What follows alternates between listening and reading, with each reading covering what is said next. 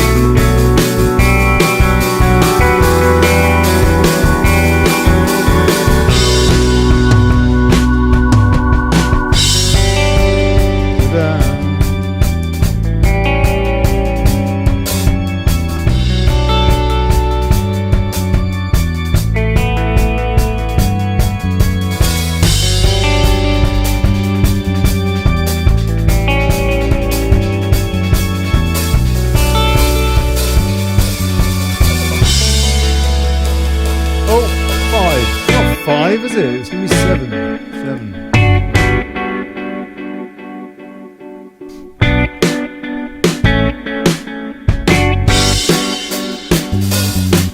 Yeah, we finally got there. All right. Oh, hold on. Wait.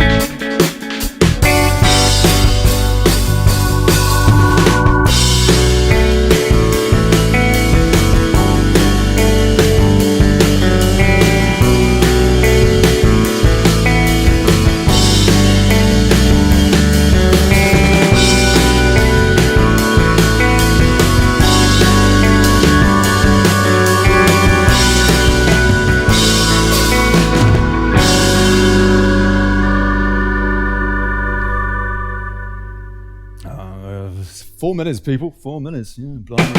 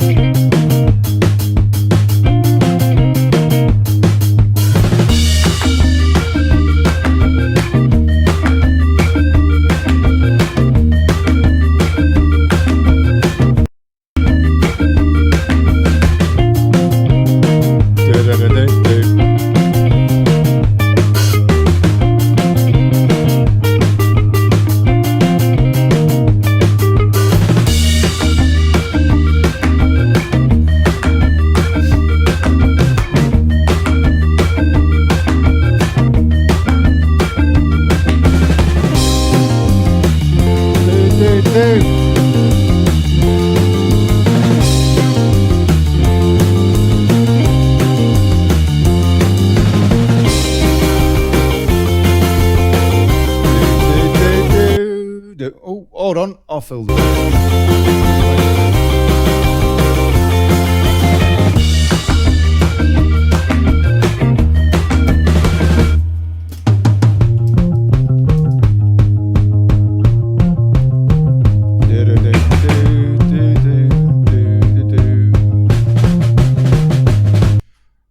Oh, blimey.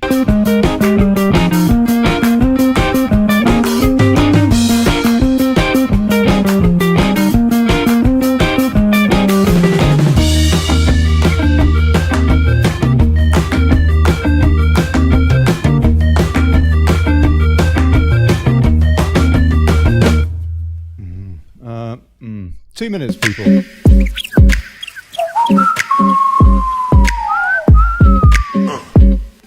Oh, yeah.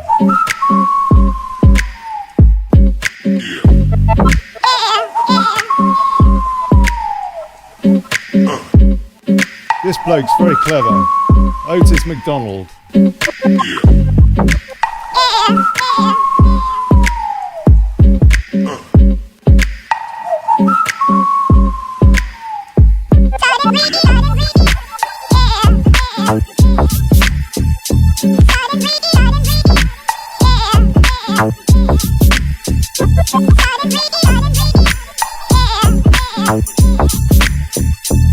Started reading.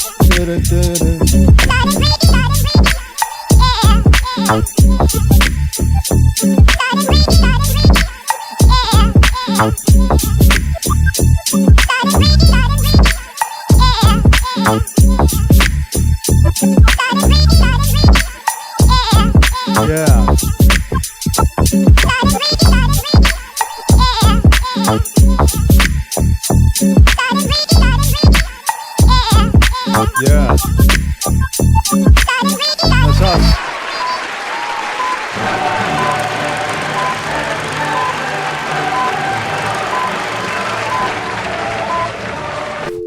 Hey folks. Good evening, good people. And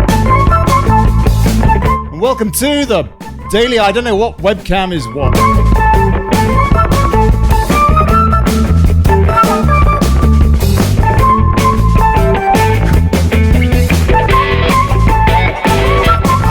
Holding democracy to account, fighting for self-determination and exposing plutocracy. I think they're exposing it themselves these days, aren't they? I'm Olly Connelly. Thanks for turning up. Q Commons.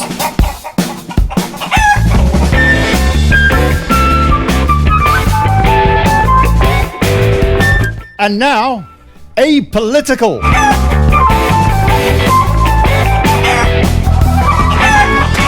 Politically homeless Dave Fergy is here to wax stoical. Oh, blimey, I better call him, come to that. About the lack of representation in British politics, one way and another, over the last forever and a day.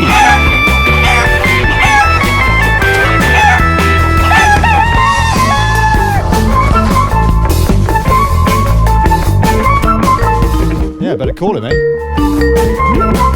We'll be chewing over subverted democracy, party political poison, PR prospects, and trying to divine some hope for the future.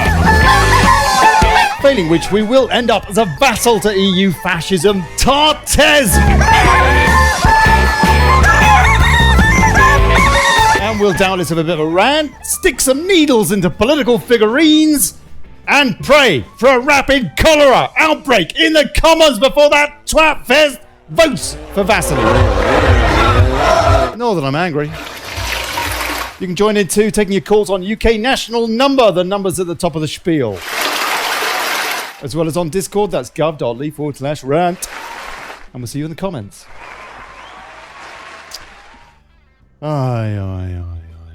Hey, Dave.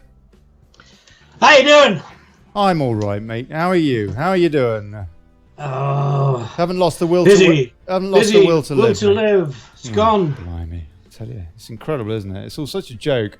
I suppose we could have a look at the news, just see what's going on and chew through some of that to begin with. Oh, blimey. These are the shag rags today. May woos Brexiteers, but still faces defeat. This is old news, way old news now. I tell you, they used to say that a week was a long time in politics, didn't they? And these days, an hour is a long time in politics. May begins, make or break. Groundhog Day. Oh, you know what? That's all really old. Have you seen the Burko announcement? Yeah, that's the story, isn't it? That is the story. Let's have a look at that.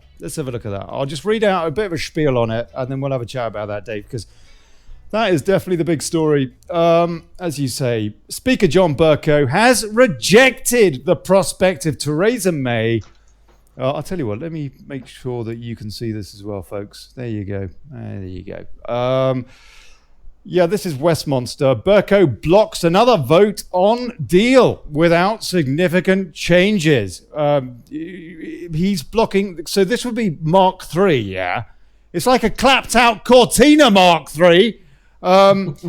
Bercow is blocking the prospect of that without there being significant changes from the government. Speaker John Bercow's rejected the prospect of Theresa May bringing her deal back to Parliament for a third time unless the deal is substantially changed. This increases the prospect of a general election considerably. And maybe we can get rid of all those anti-democrats while we're about it. All the damn Tiggers and all that chuck-up lot. Anyway, Bercow has ruled that the government cannot bring back the same proposition to Parliament. It had been rumoured that the government could try and ram the bad deal through another two times more, before the 29th of March. Looks like that won't be happening now. Let's just hear old Bercow doing something useful for a change. Yeah, you can play. Please play. It has been strongly rumoured though I have not received confirmation of this, that third and even possibly fourth meaningful vote motions will be attempted. Hence this statement, which is designed to signal what would be orderly and what would not. This is my conclusion. If the government wishes to bring forward a new proposition that is neither the same nor substantially the same as that disposed of by the House on the 12th of March, this would be entirely in order. What the government cannot legitimately do is to resubmit to the House the same proposition or substantially the same proposition as that of last week, which was rejected by 149 votes. This ruling should not be regarded as my last word on the subject. Probably not. It is simply meant to indicate the test which the government must meet in order for me to rule that a third meaningful vote can legitimately be held in this parliamentary session.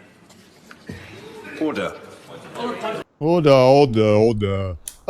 Is it not, Dave, the same deal since Chequers? Oh, well, I mean, it's all part of the plan, isn't it? Because, in my humble opinion, it's all designed to fail. So they're trying to tell me that a phone call wasn't made from May to Bercow to discuss the possibility of how they can get the third reading. And according to the Daily Telegraph right now, she is livid. She had no idea that this was coming through. This is nonsense. It's all part of the plot. So this means she'll have to go back, come up with a few small differences, and then Bercow reluctantly will allow it through.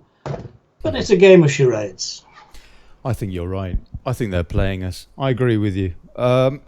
Nonetheless, as I understand it, and this is something I don't understand, and I don't know how much they are playing with the rules as such, or even if there is this rule, but I was under the impression that it was not possible, not permissible for a government to bring back the same piece of legislation twice in the same parliamentary session. Well, yeah, that's true. But of course, Bercow has said that because of the substantial changes that were made by Theresa May, he allowed the second one in. Substantial changes, is that what he said? He used the word substantial. The guy... Absolutely, yeah. Oh, yeah. Did you see any substantial changes? Do you understand that there are any substantial changes? No. Even the Attorney General admitted that there wasn't any substantial change, didn't he? He still said it was a political decision, didn't he? Told the Commons. Yeah, but if you think about it, it's a timing thing, isn't it? You know, we've got just a few days left before we, in quotes, leave. So they have to go through this process because, I mean, I still don't think we'll leave. If we do leave, it won't be real Brexit. It'll be one of the variants that she manages to come up with between now and then. That has nothing to do with leaving. Let's be clear. Her deal has nothing to do with what we voted on in the referendum. No, and it's the great curveball, isn't it? Because all the focus is on the backstop. And the backstop, which I understand was thought up by one Tony Blair talking to Macron in France. I don't know whether you're aware of that. Yeah, I am. It's disgusting, isn't it? Absolutely. And the backstop is not a problem. It's never been a problem. But it's got all eyes focused on it whilst they slip through the continuing customs union. And that's the real killer. Because if we stay in the customs union, we haven't left. We can't make a trade deal. We're tied into them. All their tariffs we have to apply. I mean, one of the really big possibilities of leaving this shower was that food prices, they reckoned, according to MOG, would come down between 15 and 20% for the average consumer. That's huge. That's huge. But of course, under this deal, we won't be able to touch these tariffs. So they'll remain the same. Just on the backstop, and this show has poured over the backstop quite a lot, but just to get your opinion, it sounds as though you would agree with me, frankly, that it's a complete red herring. But why would that be the case? Because you do hear people saying, Remainers and members of the government, so Remainers, that it is an important issue, the backstop, because we can't just leave the Good Friday peace agreement sort of hanging in the wind. Well, ask yourself this. Do we want to put a border up? No. Do the Irish want to put a border up? No. So where's the problem? That's right. If neither of us want to put a border up, we don't have a border. That's right. You know, you can talk technicalities for hours, but the fact of the matter is, this is a false premise. Totally false. And all power to Mr. Tony Blair for bringing it up, because he knew it would screw us. It was something that nobody had considered. It was never, ever brought up until halfway through the process. That's right. That's right. It's certainly something that, if it was going to be brought up, should have been brought up during the campaign. But of course, they thought they'd win that, and so did everybody else, including Boris Johnson. I think he was so blanched the day after when he said, "Oh, look, we won." But we won. I don't know. I don't know. Okay, all right. I was going to ask you something else, and it's completely gone. We'll just see what Leadsom had to say on this in the comments. She wasn't very impressed. Oh, no, we won't bother, actually. Because I think you're right. It's all a charade. They're just tucking us up somehow, by hook or by crook. There's no way someone like Mirko, who is a proven Remainer, absolutely 100%, he had bollocks to Brexit hanging in his car off the mirror, for crying out loud, in the Commons car park. Oh, his wife's car. But he was driving it. No, he's independent. Yeah, no, of course. Bollocks to Brexit. He's totally independent. Absolutely. The guy that tells our most important trading partner going forward, the United States, the leader of the United States, that he's not welcome into our country. Certainly not welcome to speak in the Commons. I mean, just incredible, isn't it? Incredible. So really, it is inconceivable that this is anything other than another May, Bilderberg, Clark, Dominic Gove, or whatever his name is, from Beaconsfield, Anna bloody Soubry, all that. It's just another Remoron scam. I mean, can I say this? Or maybe Berko is just doing his job, because what he said today in the Commons was correct. Yeah, of course it's good, but it's correct. The last time he shouldn't have allowed the second time. No, he shouldn't. Presentation. I don't think so. But hey, you know, it's part of the game. It's great, isn't it? And I tell you what amazes me is that there are still millions of people out there who think this is a real scenario. We're all being played. Now, I'm sorry if what is the real scenario? What, that we're going to have Brexit? No, the real scenario from day one is let's be honest, the referendum was the first time real democracy has come into play in this country for many, many years, centuries, in fact. I think Olly Cromwell was the last time, wasn't it? So we actually voted for something that we wanted, and most people just don't understand that the MPs that they support and vote for, are not their friend. The MPs are the friend of the party. They're not voting for you, they're voting for the party. And if the party wants to do something, and it could be entirely opposite to what you want to do, well, stuff you. And yet we still have this argument about, Labour, Conservative, let's get Jeremy Corbyn in. Don't drop that. Don't drop that. I've just dropped my light. I have to stop using my hands, But, people in this country have got to understand that this voting system is designed to keep them quiet. Now, the minute when we weren't quiet and we voted for something real, all hell's let loose. That's the issue. We weren't supposed to do this. It wasn't supposed to happen. And they keep talking about the 52-48. I question that. I really do question that. Because it's that relationship that gives argument to the other side, isn't it? You only just won. Yeah. 1.4 million votes in it, nonetheless. But I mean, it was the same in Scotland. I mean, they only just lost. You know, there seems to be a commonality here. I have a sneaky feeling that something went wrong. You're a skeptic, sir. You're a skeptic. I am. Of course I am. Yeah, quite right. That's why I'm on here. That's why you're on here, because, yeah, absolutely. You speak for, I think, sensible people all over at the moment. Christopher Mitchell says, Theresa May wants to bring in the Lisbon Treaty. Oh, Jamie Mitchell, we can do anything we want. It's just will and belief. You want more time off work, you can have it. For goodness sake, he didn't use that word, goodness sake. If we build economy where that is possible, people are worked to the bone for no reason. Okay, Dave, actually, that is a good point. That we can we not do what we want?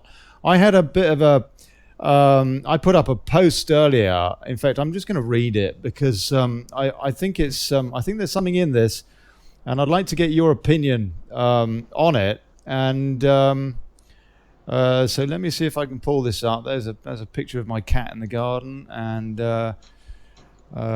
she's come back to give me some more plant jihadis. She's about to produce a litter of kittens. Right. So somebody asked me a question. This is probably a silly question, but I'm trying to understand all this. If Theresa May gets away with this, is that it? Game over? Or could a new government overturn what she has done? Well, Dave, what do you think? Well, that's interesting because earlier this afternoon, a good friend of mine called Mark Vokes, I think he's listening, arrived here unexpectedly, and he too is a very informed person, and we were talking about what the options were, and after about half an hour of thinking it out, we said it's got to be the Hitler option, isn't it? The Hitler option? What do you mean? Yeah.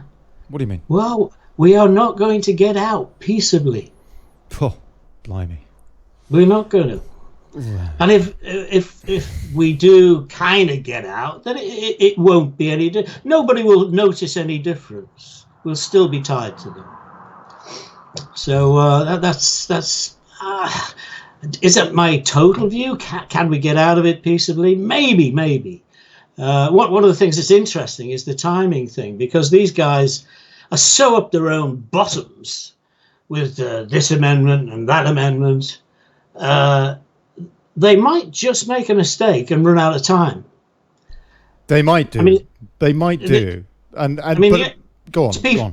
Peter Bone was on Nigel Farage yesterday, was it? And he was saying, well, of course, the Article 50 is a treaty. And the only way that can be changed is by a change in law. And they haven't got time.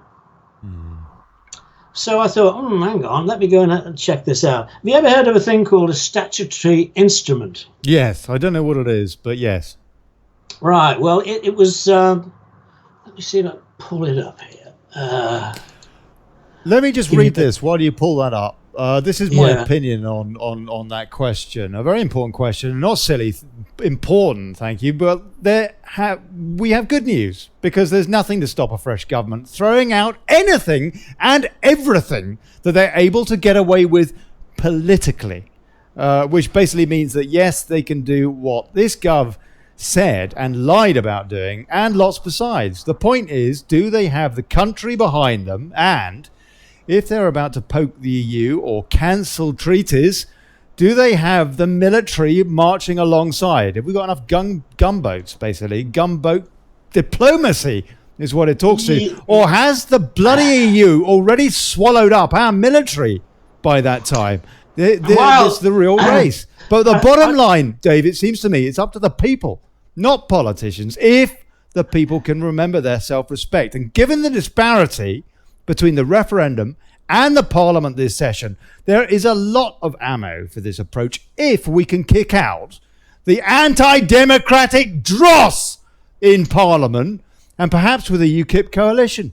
This is where the personalities like Batten, Robinson and Farage are potentially spoiling the party by assuming their egos are more important than Brexit. That was a bit of a rant there. That last bit. I don't entirely believe that myself, but I am concerned that egos are getting in the way of Brexit, frankly. And I guess one of the reasons for that is seeing the Brexit party. And I know there are reasons for it as well, but it doesn't half frustrate me that potentially it could split the vote come a GE, and then we don't see any Brexit force in a coalition apart from the DUP, but that clearly isn't enough.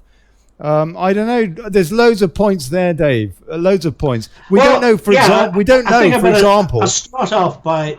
We don't know, for example, whether or not the Brexit Party will run in a general election. We know that they're looking at the EU Parliament election, but we're not sure about the GE. So I would make that point. Go on, Dave, please. What do you say to all that?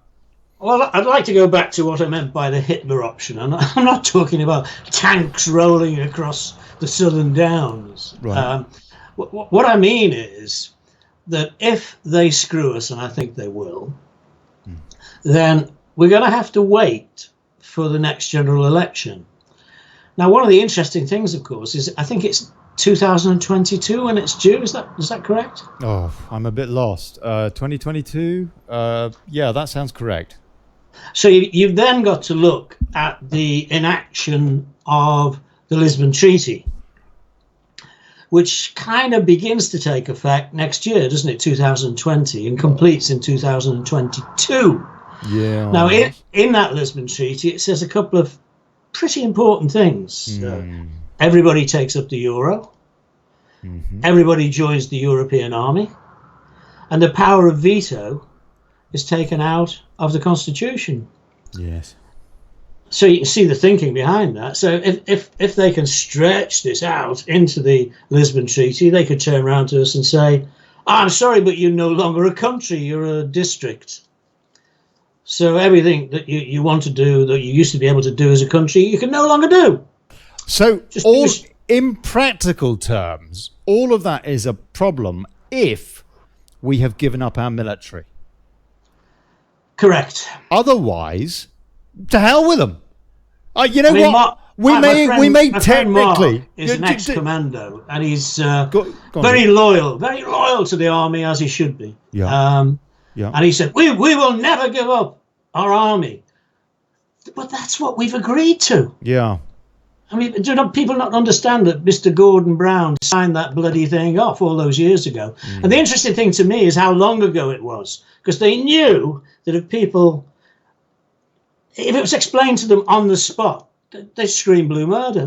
Because, of course, they changed the name of the European Constitution to the Lisbon Treaty to try and disguise what it was. After the Dutch and the French had voted it down.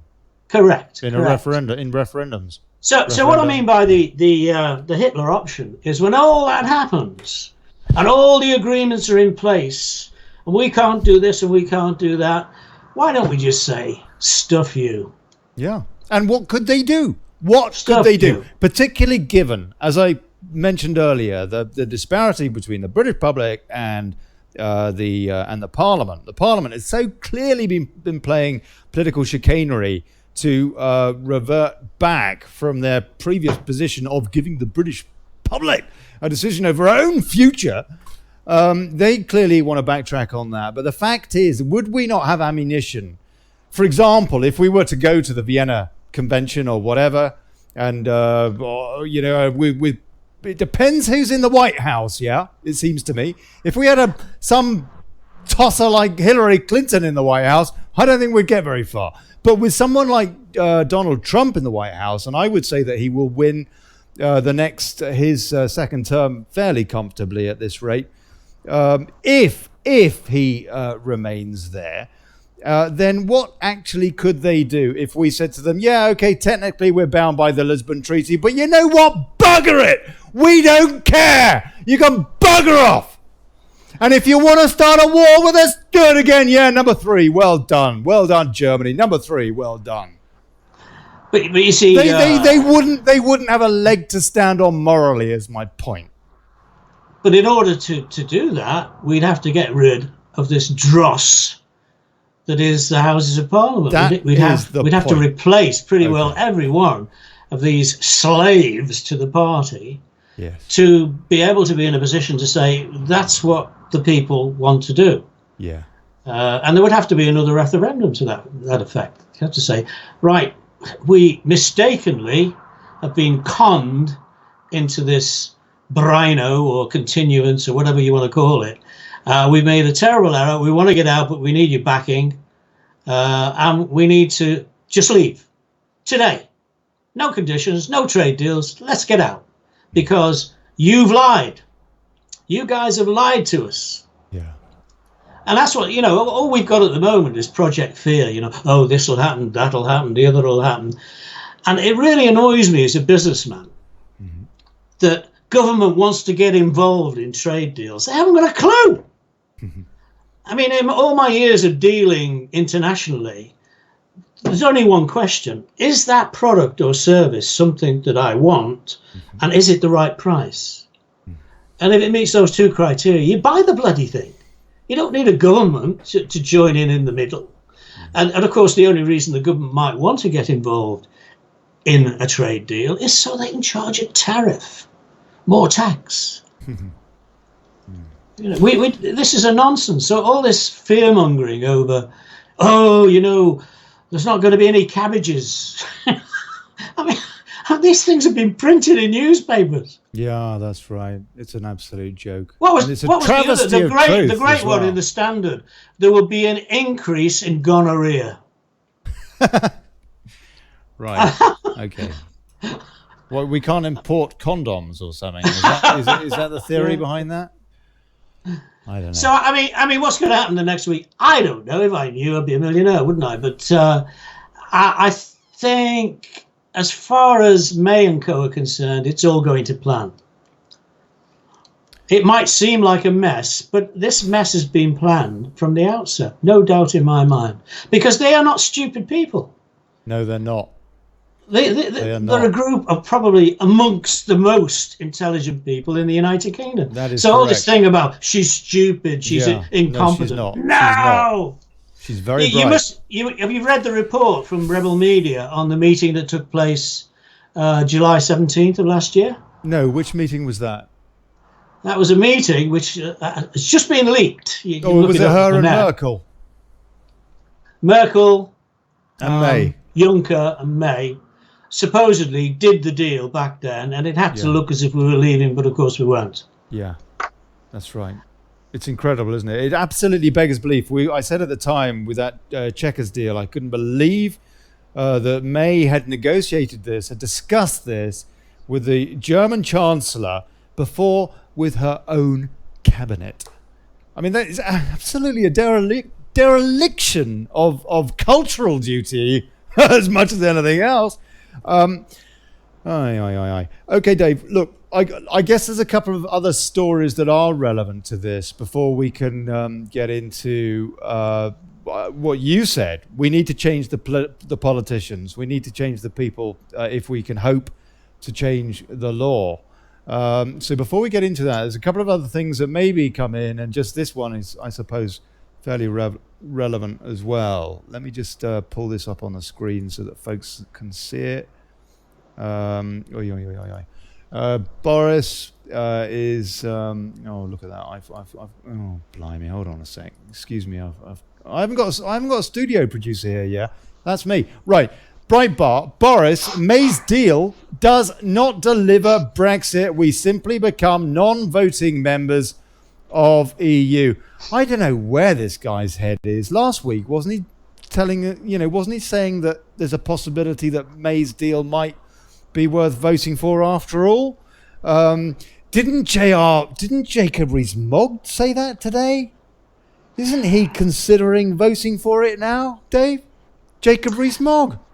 Controlled opposition, isn't it? I mean, if you look at Johnson's family, they're all ardent Remainers. Yeah. The sister, the father, the brother. So how come he's the only one? Well, I don't believe he's the only one. I think he's controlled opposition. Rees-Mogg, I actually think, is not as smart as he sounds. He seems to be able to be wavered quite easily. You know, one day he's going to do this, next day he's going to do that. But let's not forget, Rees-Mogg is a member of the establishment. He went to the schools. He knows all the others. So is it likely that he's going to break away from all these ties that he's had since the day he was born? Yeah. Very unlikely. Yeah. But they do need these figureheads to suggest that there's a contrary view. I don't believe there is. There's just a few. Like Peter Bone is a good example. Who's the other guy on the Leave Means Leave? Bill Cash. Yeah. And people like Kate Hoey. Right. Kate Hoey is genuine. She is a good soul. There are several. Another one, top geezer, Owen Paterson. That's the guy I was trying to think of. Yeah, Owen Paterson. Just to give you a bit of this, then, writing in the Telegraph newspaper, Boris, the Brexiteer and perennial leadership contender, said he had asked his constituency association if he should back May's deal, which is previously complained would reduce Britain to the status of an EU colony or vassal state in order to make sure Brexit goes over the line. What did they say? He reported that local members were in near unanimity in agreeing that he should not compromise. However, because they understand that if Parliament agrees this deal, we do not, in fact, properly leave the EU on March the 29th. One thing that does give me some cheer, Dave, are these constituencies. I don't know how much of this is due to entryism, but I think it's just due to true conservatives, small c conservatives, who want their country back and who are absolutely dumbfounded at the lack of representation. That does seem to be making a big impact now. Not enough, maybe. But nonetheless, I don't know, maybe we shouldn't believe the stories, but there's a lot of these stories of these constituencies saying, you've got to do da-da-da-da. Nick Bowles quit his constituency association, but not the Conservative Party. He's still a Tory in the Commons, before they kicked him out, basically, for example. So they are making inroads, regular Tories. No? Does that give you a bit of heart? I think there's still a massive grassroots conservative movement out there that of course has very little representation anymore, but they're still there, and a lot of them must be puzzled because they're thinking to themselves right now, how can I vote for this? Yeah. And I don't want to vote for Corbyn. What am I going to do? And in a way, that plays right into their hands, because I think the net resultant effect will be a lot of Conservatives won't vote. They just won't vote. And the Conservatives know that that's okay. That's okay, because they weren't going to vote for them anyway. So the votes that we do get will be the ones that we can control. I mean, as far as Corbyn is concerned, Hold your thoughts on Corbyn. We'll come back to those. Last story. But again, it's possible ways out. Breitbart's coverage on this again. Eurocrat. Farage working with Italy's Salvini to block Brexit delay. A hardline Europhile lawmaker has said that Brexit campaigner Nigel Farage is working to persuade Italy's right populist Deputy Prime Minister Matteo Salvini that his country should veto any delay to Britain leaving the European Union. Do you hold any stock in this story? I'd like to think so, because obviously Italy is on the brink too. I think that the more likely one is the Hungarian PM, Orban, who hates the EU with a vengeance. So that's something these guys didn't account for. They didn't account for that, situation where their own rules are going to screw them. Cool, so that could be interesting. That could be the actual reason why we get out. Or if that happened, hey, that would just we'll have to wait and see. Oh, it would be fantastic, wouldn't it? But what a surreal situation to be in, that we're even discussing things like that, giving us our democracy back. It's just incredible, isn't it? I've got stress all the way out my backbone. Right now, I can really feel it. For example, just talking about this, I'm so livid about it. Okay, Dave. So yes, we need to change the politicians. You wouldn't vote for Corbyn then? Well, I mean, if you look at his record on human rights and a lot of other things, there's lots to be commended. He was always anti-EU until the day he got into leadership. So what does that tell you about him? Any possibility that he might have had be a valid option has just gone out the window because he's a two-faced git. But apart from that, I think the worrying thing is that he's not strong enough to maintain the Labour Party as the Labour Party. I mean, John, what's his name, MacDonald behind him and the Momentum Group, they are pure Marxists. I mean, so if they do, God forbid, get in, we will have a communist government. I interviewed Jordan Maxwell last night with Axiom Flux, and a big cheers to PJ Tansley for setting that up, because he's a bit of a hero of mine, is Jordan Maxwell. I don't know that I agree with a lot of what he says, because to be honest with you, I don't understand most of what he says. But on the other hand, he's an awesome geezer, and he certainly has been instrumental in waking up this bloke right here. And he was telling me that they're all communists. The whole lot, all of them, all of these politicians across the board, without exception, really. He said they are all communists. Well, I know Jordan. What's his name? Jordan Maxwell. Maxwell, that's right. I've read a lot of his stuff. I've listened to some of his videos, and he has a very interesting take, particularly on religion. Yeah. Oh, yeah. He gave religion a big hard time last night. Now, when he says they're all communists, that's probably not the best way to say it. In my humble opinion, everything that we see now put forward by the cabal or the Illuminati or whatever name you want to give them, is bound to control of the population. And over the years, the best method for controlling the population is communism. And we all saw what happened in Russia with the 60 million deaths. It never seems to... it's 100 million deaths, isn't it? 120 million deaths. We're quite happy to talk about Hitler and the 6 million every day of the week. But nobody talks about Stalin. Yeah, that's and what he did to his people. Yeah, you're right. Yep. And we're lapping up that trade with China, who I think have just arrested something like 13,000 political dissidents or something today, or they're calling them spies or something. I would have thought, actually, that this world is run very firmly on a fascist basis.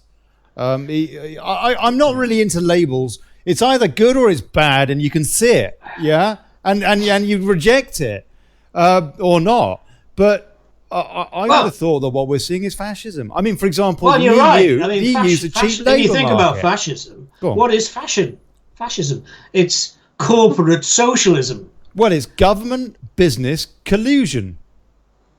But you look at the Nazi Party. Everybody seems to forget it was the National Socialist Party. Yeah. And they naturally assume now it was right wing. It was amazingly left wing. Yeah. Yes. Yeah, a lot of people would argue, though, that, come on, it wasn't your typical socialist government. They did have, what was it, the Big Deal or something Hitler put in place, which was a pretty socialist program, that was, or at least it was at the beginning. but I don't know whether they were really true to their. You see, this is why I don't like labels, because it all gets so confused. Because somebody says, "Oh, you're a National Socialist," or you're this or you're that, when actually it's way more complex than that. I mean, if you look at the average person, they've got, I would have thought, some values which are more right wing, if you like, conservative values, small c, and some values which are maybe more sort of, the other side. But if you like, capitalism with a social conscience or whatever. I mean, that person, are they a conservative or a socialist or a bit of each? No. The labels, they kind of get in the way, in a way. They're used against us. No, I agree. But people insist on using these labels. I am a socialist. Yeah. I will never be a conservative. But as we've seen with Brexit, you can be several flavors in terms of your personal opinions and still get on with several other flavors. Yeah, hopefully. And that's what we need. That's tolerance, no? Yeah, absolutely. And nobody's right, which is why democracy is, it seems to me, in my humble opinion, somebody who is wrong a lot of the time and makes a shed load of mistakes. Democracy is great because you can cock up, but somebody else is carrying the part. No, seriously, you between you, hopefully, you can come up with a better idea. Okay, look, let's get back to this thing though. Dave. When was the last time you voted, aside from the EU referendum, which I do know that you voted for?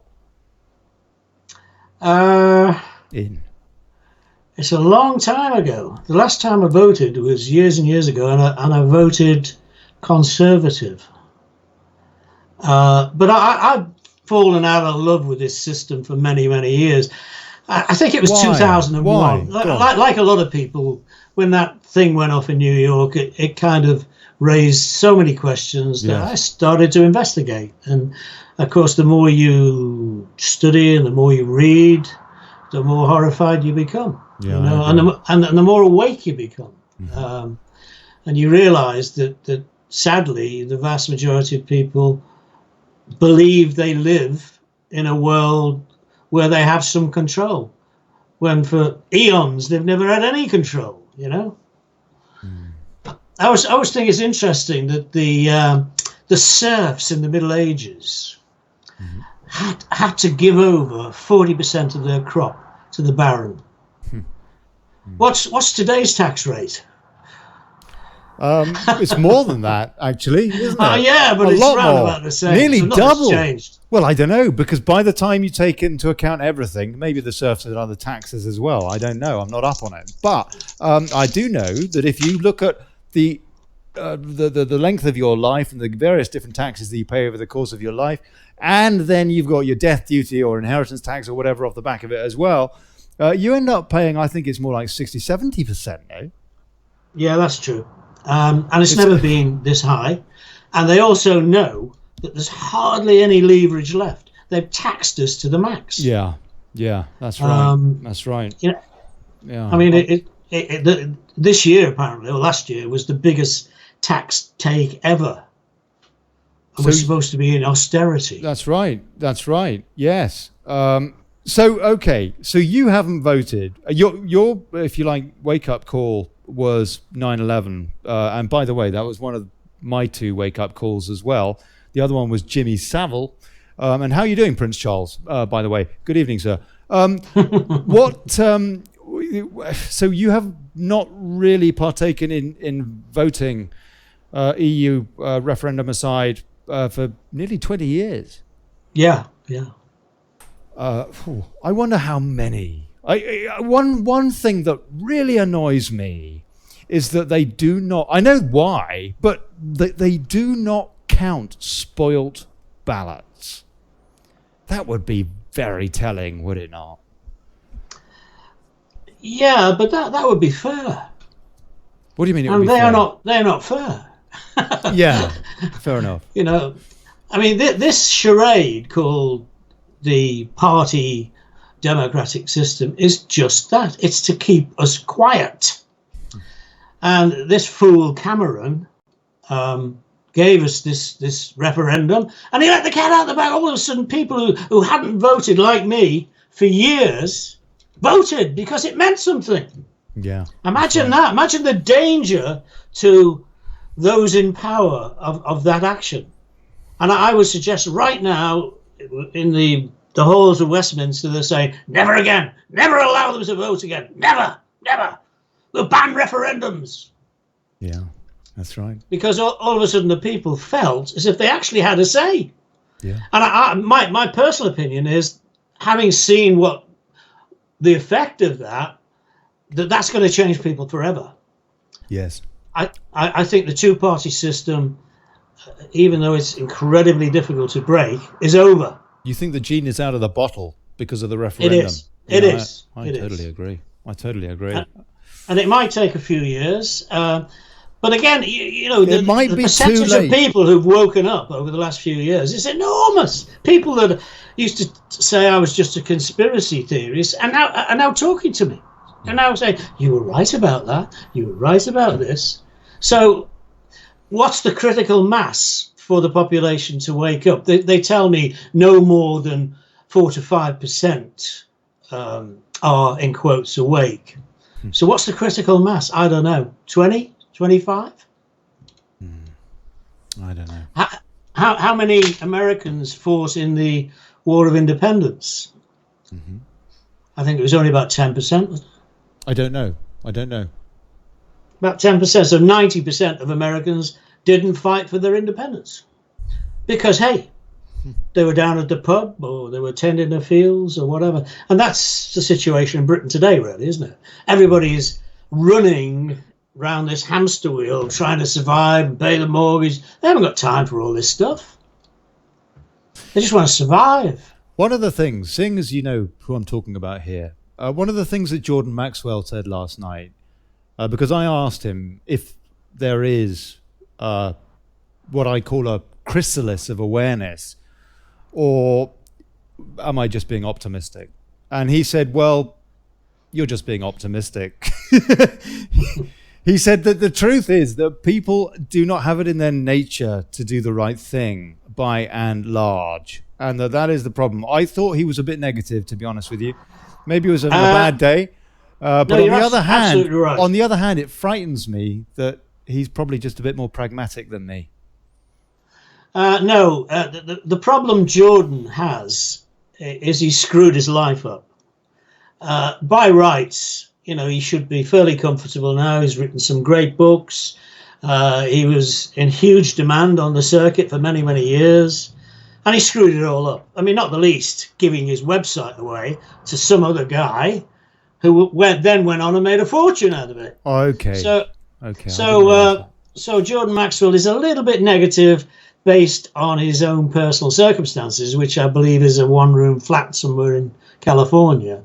And that's his flaw, because his knowledge is immense. Yeah. And deserves to be listened to.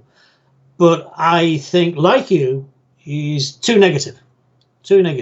And he isn't coming to the end of his life. So, you know, he's a grumpy old man, a bit like me. No, I think you're right. I think you've spotted the same flaw as I spotted. Yeah, that's a pity. I tell you, I love the guy, though. I asked him if he'd please hang out. He's 80 now, isn't he? I asked him if he'd please hang out for another 10 or 20 years because he's good value. Yeah. Fortunately, he laughed and didn't think I was being totally cheeky. But anyway, we'll take a few comments and then get back into this. Steve Freedom says, that's replying to Anthony. So that may not make any sense. Glenn Feld says, bring back in beard tax. And F off the hipsters. Leigh Hollands, who's receiving this year's council... Actually, I'm getting a bit of a hipster thing going on here. I just can't be bothered to shave. Leigh Hollands, who's received this year's council tax bill recently? Robbery. Leah Lewis, we need a referendum party. Okay, right. This is a perfect place to jump back in. And sorry, I should be reading out more comments, but that is a perfect place to jump back in, Dave, because I wonder if you have... Well, why, off the back of this, giving up with mainstream politics, did you not, for example, join UKIP? I did. Oh, And Yeah, I did for about 6 months. Right. When was that? When was that? Must be round about the time when they got the 4 million votes. Yeah. So the last just before the last general election before last, when they got what 3.8 million votes. Yeah, and I was. They sort of sent me all sorts of stuff every week in my email inbox, and I read it. I think I went to a couple of meetings, and it seemed to me that UKIP had attracted lots of different types of people who then had a label, but they really didn't have a label. There was no force going forward. Farage, as you've rightly identified, is personality boy. And talking to people I'm not saying him, that's entirely wrong necessarily, but I just wonder if it's getting in the way. Carry on, please. Well, it is, because he's got a huge ego, and talking to people who've met him, if you don't agree with him, that's it. You're out the door. There's no interchange. If you listen to his radio program, he's quite plausible, but he has to be. He's on the radio. In real life, he's not. He's a little anyway. There's a lot of things he leaves out and doesn't talk about on his radio show. I have to say, we had. I tell you what worried me. What really worried me the other week was somebody rang up and they asked him about the Brexit Party, and the lady said, "Are you going to put candidates up in the next general election?" And his answer was weird. Really? He said, we're planning to put the Brexit Party into Parliament if there's no deal, and we'll create hell and havoc, and it'll be the worst day in the history and all that. And she said, well, what about the general election? And he said, we're not geared up for that. Now, sorry, forget the MEPs. That's the real one. That's the real Brexit Party that's got to come in to mainstream politics. And you say, well, where are you going to get the money from? You'd get it. Hold on a sec. Sorry. Which one is the one? Which one is the one to be backing? Well, if the Brexit Party is to be taken seriously, it needs to be a mainstream UK political party, not an MEP gang.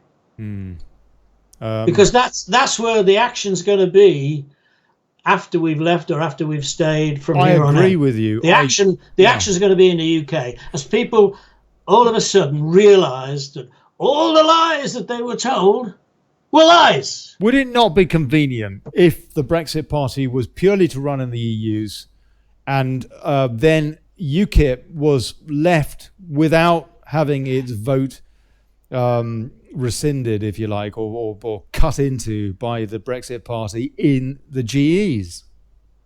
Would that not be ideal? I don't know. Maybe this is the plan. That. Maybe could that be the plan, Dave? I don't know. I don't know. That's the problem I've got, is that after Farage, they had the worst leaders I've ever seen in my life. With that guy from Liverpool, Nuttall, trying to get in at Stoke. I mean, what a ridiculous thing that was. But anyway, with his flat. I mean, with his country joke. Outfit on. He's supposed to be representing the people, and he's got the Toffs outfit on. Yeah, and he's moving into a flat in a constituency where he's trying to get the vote, and it just looks so fake. I mean, it really did look ridiculous, that. And then Bolton was considerably worse. Absolutely. And of course, they were both recommendations from Farage, weren't they? Yes, they were.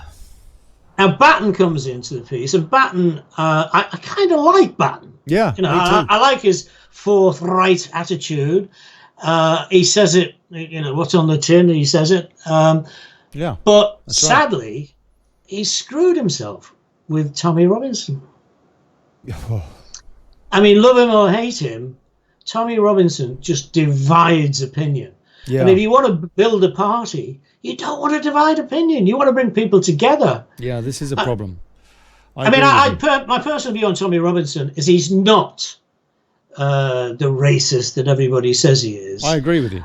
I don't think so either. I think that's a lot of hype from the mainstream media. If you look at what he said, it's very hard to disagree with any of it, in my opinion. Yeah, but that's not the point. But he's also stupid. He's stupid because the incident that got him put in jail was just stupidity. It was just asking for it. So you've got him front and centre in UKIP now, and that has just made so many people go cool. That video was pretty convincing, though, to show that he was basically being molested by the police. But he does seem to have made a misjudgment with that one. But the problem with Tommy Robinson is not Tommy Robinson, in fairness. It's the perception that the mainstream media, the fake stream media, have managed to provide about, well, everything, including Tommy Robinson. No? Yeah, I mean, there are only two factions now. There are Remainers and the hard right. That's right. Seagull. That's right. So if we disagree with Remain, we're fascists. Yeah, we're all fascists. But the bottom line with Tommy is that it's not about Tommy, is it? It's about the people that support Tommy that have had no political home for decades. Since the times of Nye Bevin, or some long time ago. People that are incredibly politically franchised that need a political home, as everybody needs a political home, really, in a way. Ideally, I don't know, it's a personal thing. I'm a floating voter. I'll go with who I think is going to give me Brexit, or give me, something, whatever I want, frankly. In this case, it's Brexit and sovereignty. And I am a member of UKIP, by the way. But, because I like Gerald Batten. I like what he says.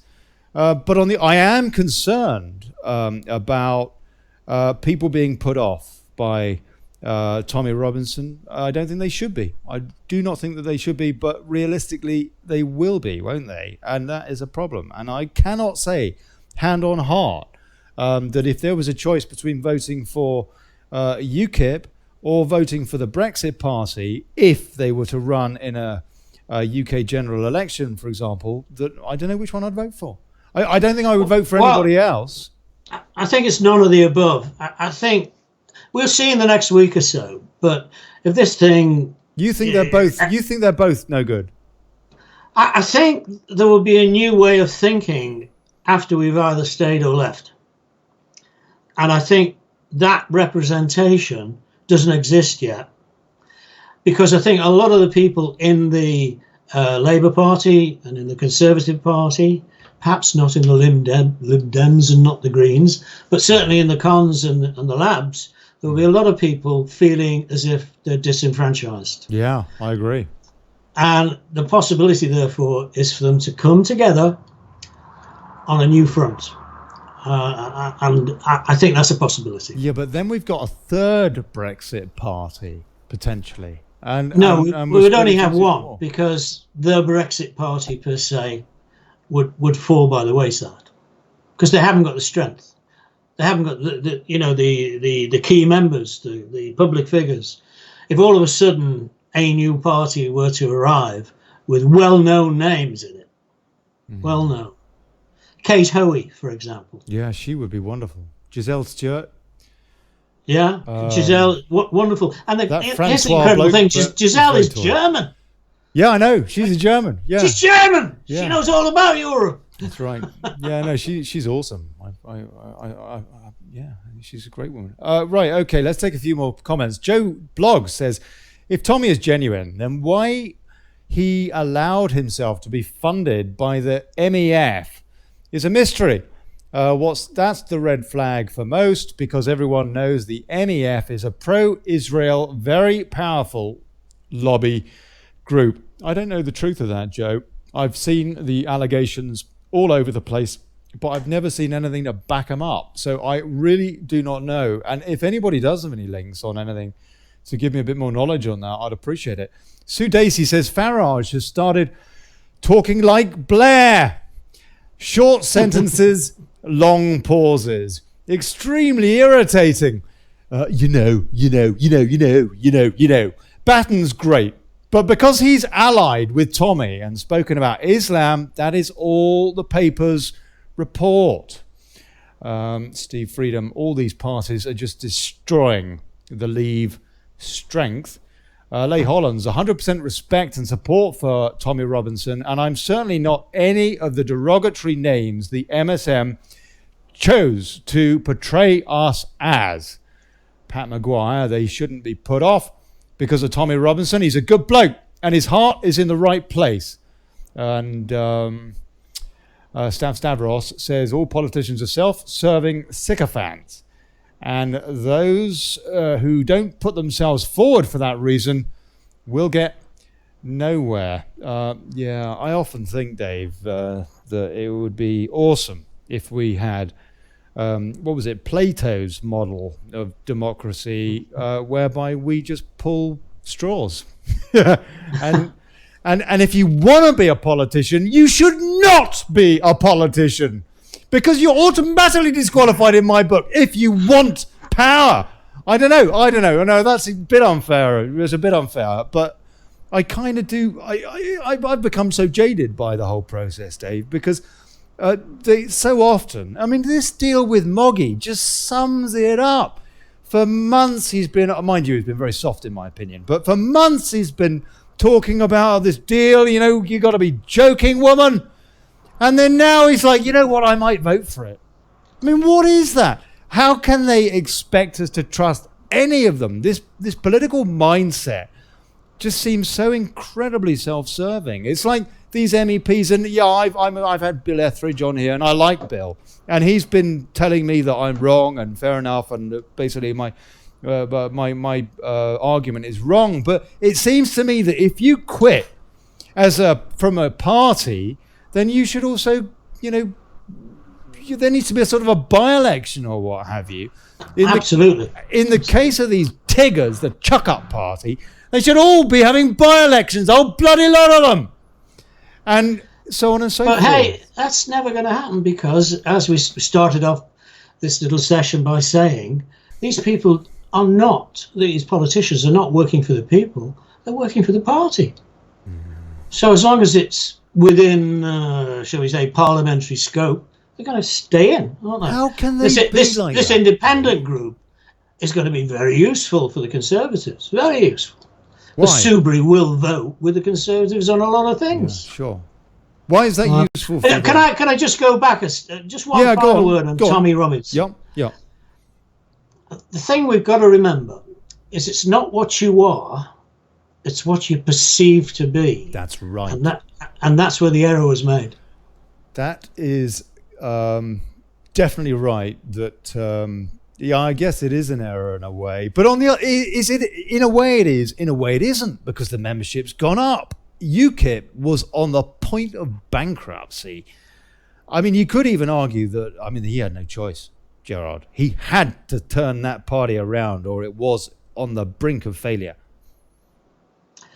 But the shame of it all is that he's discounted UKIP from a large portion of the population. I think he because no matter what you say, no matter what evidence you provide, they regard Robinson as a fascist. And you're never going to change that. In which case, they don't even know the meaning. Why have him front and centre? Why have he can support it on the fringe if he wants to. Why have a but what? In terms of getting UKIP as a serious contender, he's destroyed it. In my humble opinion. Yeah, no, sure. I mean, I think it's an opinion a lot of people share. It's something that worries me. I know there's a lot of people that disagree with that as well. And time will tell, I suppose. Dave Fergy, thank you so much for coming in. I kind of... Are you okay if we carry on for another 10 minutes or so? Not a problem. All right. Because there are some more things I'd like to ask you. I want to strategize with you, sir.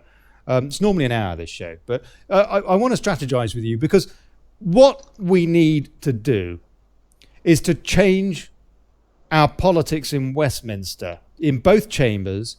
But in order to do that, we need PR, do we not? Sorry, in order to change policy, we need PR.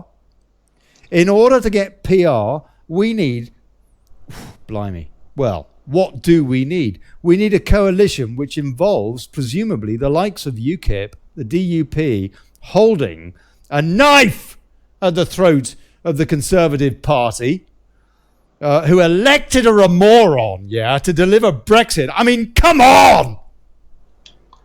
No, she wasn't elected. She was placed. She was placed. She was placed. She was. Yes, there was a sort of. And she's election. Done a fantastic job. She's done a brilliant job. I mean, what interested me was her losing her voice last week. Yeah. That was the first real sign of stress she's had in all of this. Any ordinary human being would have been in the asylum. Yeah. With all the crap that's gone on. But no, she was under stress for the first time because it wasn't quite going to plan. And the people in the background, whoever she works for, because it's not the British government, whoever she works for must have been having words with her. And I think that's why the stress was showing. In terms of, the breakthrough, how are we going to change it? How are we going to enforce things? Yes. I don't honestly think we can comment on that until we see what happens to the other side. Well, we can. We just might be wrong. Well, we've got to see whether it's Brino, whether it's semi-Brexit, whether it's a Brexit that could be we're not going to have any amended in our interest later on, or whether it's just we stay in. And if we stay in, we are stuffed. We are stuffed. But within a couple of years, as people realise the size of the lie, there will be an opportunity. So the next general election will be very interesting. And it needs some money. It will. It needs some serious money. It needs Trump money, if you like. The problem is that our side, we haven't got any money. Our side hasn't got any money. It's the other side that seems to have all the money being put in from the likes of Soros. Yeah, but there are a lot of very wealthy people looking on this situation and saying, this is not for me. There must be a lot of them. Because they know the truth. If they've got connection to influence and power, they'll know what's really going on. Yeah. It's nothing to do with democracy. They are taking us into a totalitarian dictatorship. Full stop. That Tim Martin from Weatherspoons, he's the bloke I'd like to see as PM. A businessman, somebody who is self-made, and has made an incredible thing. I don't especially like Weatherspoons pubs. Yeah, I like old pubs, camera pubs. Yeah, but nonetheless, Tim Martin, you're a geezer. And if people like him maybe would back campaigning and stuff like that, these are the kind of people we need involved. Yeah, and I think they will. I think they will. I think we are not aware right now of the undercurrents of the events that are taking place right now, because anybody with half a brain can see this is wrong. Yeah. It's wrong on so many levels. That's right. Everything about this deal, this Theresa May deal, it's not a deal. It's never been a deal. No. In the world of business, there's no way you could present that on the table as the possibility of an agreement. It's insane. As a businessman, are you not insulted by what you're seeing, that they are saying is a good deal and it is Brexit? And I mean, do you not find the whole... Do you think there's any element of truth in what they say at all in that respect, that this is somehow respectable? Well, sad bastard that I am, I've read it. Good Lord. And there's nothing in there that me as a businessman, if I were trying to prepare a deal, I would do. I mean, the first, if I go into a deal, I'm not going to say to the other party, but before we talk, I'll just give you £39 billion. I mean, surely that's a bloody big red flag. There you go. It's insanity. It's crazy. Insanity. Crazy. And all the rest of the business. And I mean, you've got to say these guys are very clever the way they've done it, because they've confused the hell out of even super intelligent people who are going, what's going on? And you've got these guys now saying, well, unless we've got to vote for Theresa May, because otherwise we wouldn't have Brexit. What's in their heads? If we don't get Brexit, that's there what will Molly be is saying. millions of people on the streets. Yeah. There will be. You know, we're very quiet, generally apathetic people. But there are certain times when we'll do what happened in Tiananmen Square. And I think if we don't get out, that's exactly what's going to happen. And these politicians have got to understand that's the reality. That's what they're facing. And when they get back to their constituency, they're going to need bodyguards. Yeah. Yeah. I mean, it's that serious. I think you're right. I think you're right. Absolutely. Completely. And I have to say, to be honest with you, I don't care what happens to these people. They're denying me my democracy. I don't condone violence.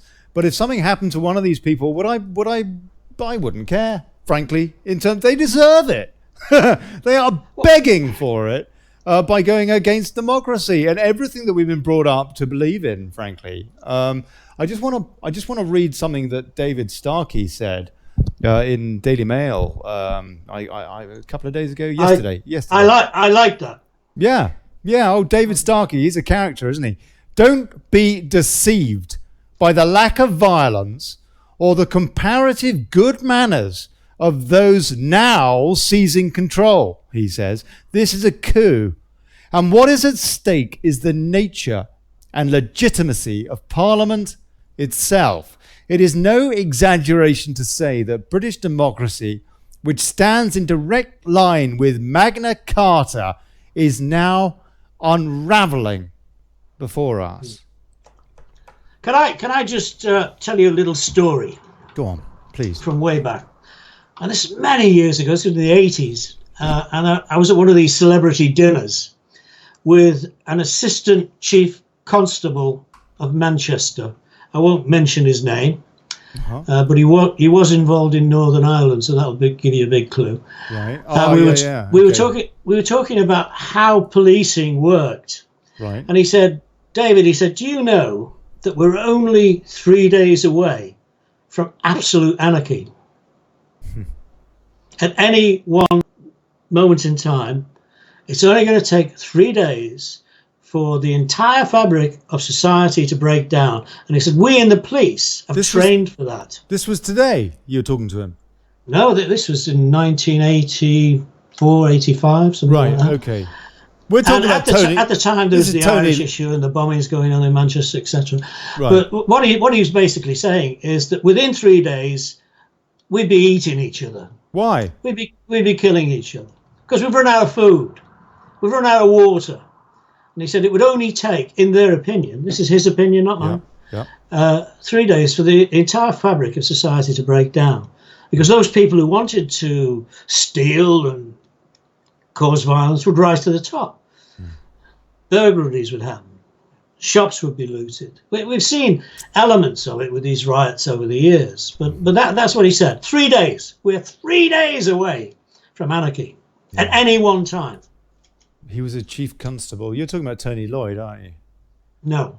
No? I won't mention his name. No, fair enough. Fair play. Okay. I'm pleased you're not talking about him because I don't have much time for him. No, this guy was great. He was a great individual, a great human being, and treated extremely badly by the establishment.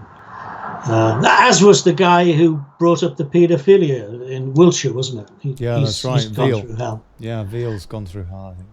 But I thought that was interesting, and I've encapsulated what he said into just a minute or two. But he talked at length about the concerns that the authorities have in relation to a breakdown in civilization and how easy it was. So anybody who says, oh no, the British will never do that, well, we'll have to wait and see, won't we?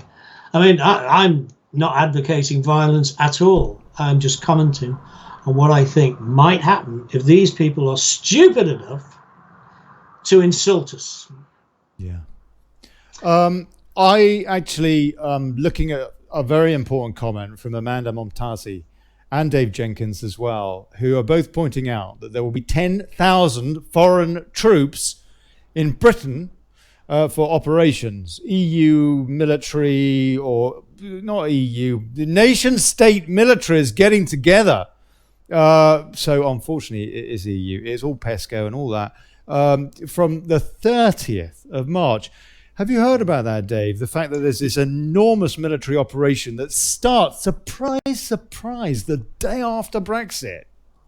Huge coincidence, that, isn't it? Huge coincidence. And of course, we've only got to look at what's happening in France. You know, where a lot of the French people are saying the sadistic bastards who are beating the living daylights out of them are not French. Yeah, they're not French police. So where do they come from? Aye. Dave Fergy, God bless you, mate. Thank you so much for coming on the show. It's been a pleasure. I'm going to go and get me dinner. Oh, I got to eat. I tell you, I'm so empty inside. You've been checking out the Daily Brexit. That was Dave Fergy. God bless you, Dave. Thank you very much indeed. Let's do this again soon, sir, because I tell you, you're a good talker, and I really appreciate getting your opinions. Love to. Thank you. Great stuff. And Dave Fergy, about a year or so ago, or nearly two, I don't know how long ago it was now, a couple of hundred shows, I'll tell you that, put together the guide for Discord, and none of you read it, and hardly any of you have used Discord. That VoIP thing, but it's good news. Never mind that, because we've now got Skype. I can join calls to my guest, and so we can take callers without me having to cut people off and all that, which is great. So Skype seems to be working again. They have they brought back the feature that they got rid of that meant I had to use Discord. Sarah Boland says, I hope to goodness that there will be millions of us on the streets. It's the only way I can see that we will truly get out now. I forgot to ask, he's just gone now. I forgot to ask him if he was going to be there on the 29th. I hope he is. Going to be there on the 29th, folks. I'm going to be marching the last leg. I don't care who's arranging it. As far as I'm concerned, we're all uniting in Trafalgar Square. But I'll be marching the last leg of that from Chiswick to Parliament Square, unless I get distracted at Chiswick's Fuller's Brewery or something. I don't have a pint of London Pride. So yeah.